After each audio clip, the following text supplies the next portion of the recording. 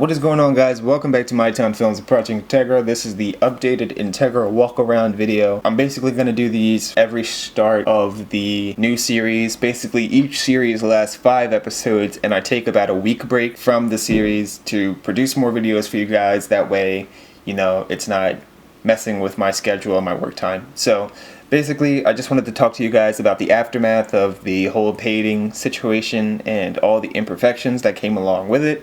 This was my first time painting a car, and it turned out okay. Basically, everywhere where I bondoed the dent, I didn't sand the bondo down all the way, so it looks like the car has a rash, or it looks like it just got bitten by a big giant mosquito. So it has like this outer indentation of where the bondo is, and I'm going to get close-ups of it in a second. So right here, I sanded way too far down into the dent, and it basically created a small dent. It's not as big as it used to. And the side moldings right here were needed to be sanded down a little bit too. Right here, the masking was not the greatest, and it got paint all in there in that trim. And basically what I'm going to do is go back and spray black paint, spray paint, all on the trim so it like kind of matches. The rear valance was kind of not the greatest and kind of bent, so that's why it looks like that, but it all matches. The rear bumper was really good. It's nice and shiny. Really like that. And here's, I think, the first welt mark right here. And it really just doesn't look good. Like, when it's really sunny out, you can really notice it, and it's kind of embarrassing. So I really have to fix that. I'm probably going to sand it back down to 6, maybe 8. I shouldn't need to go to 6, but yeah, that's basically it. Oh, this was from the when I dropped the bumper. The day after I painted the bumper, I dropped it, and it scraped all on the ground while I was driving. And those wheels look like they're kind of dirty, not super dirty, because I cleaned them the day before. But you kind of really have to have upkeep on these wheels because they get dirty real fast because of the brake dust. So right here, the side skirts were kind of, they kind of chipped already because of rock, and they're constantly ripping up our roads around where I live, so we always have roads that are missing. Right here is where I got runs.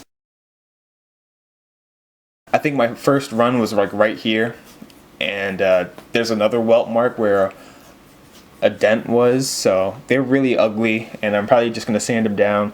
If I go back down to the dent, it's not the end of the world. I can always just bondo it again, but I really don't want to.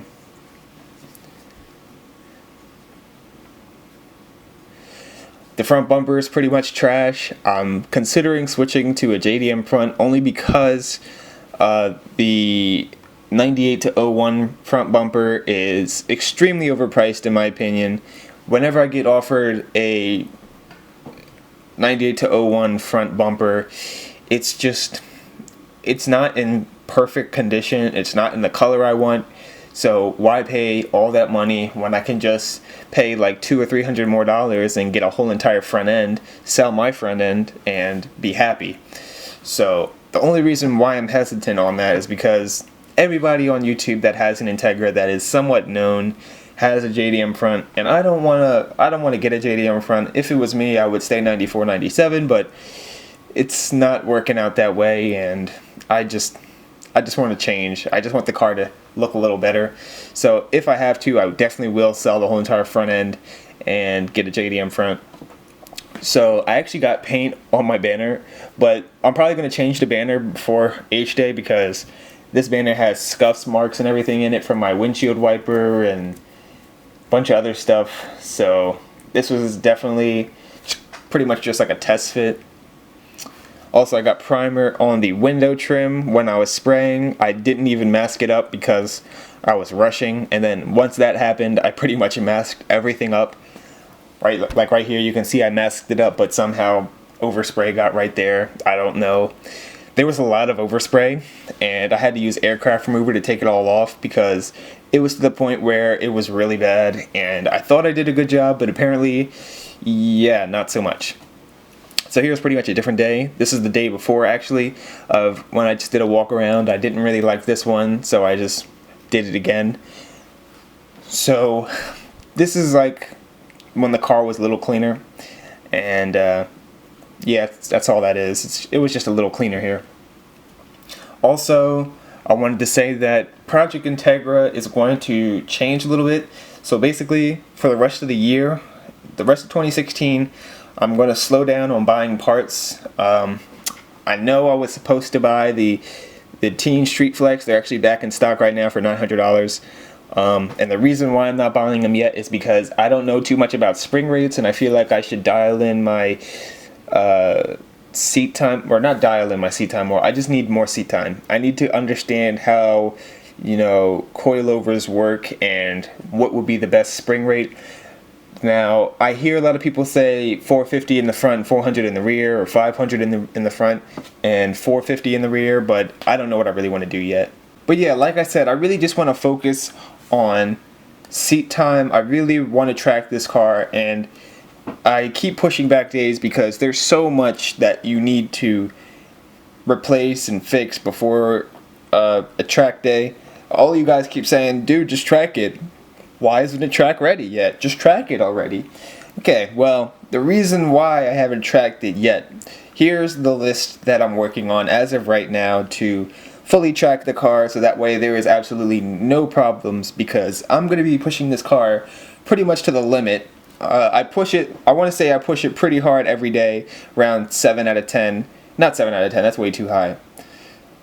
Like a 5 out of 10. Like I redline this car every day. I want to make sure this thing can take a beating when I take it to the track, because if not, then the motor is pretty much useless to me.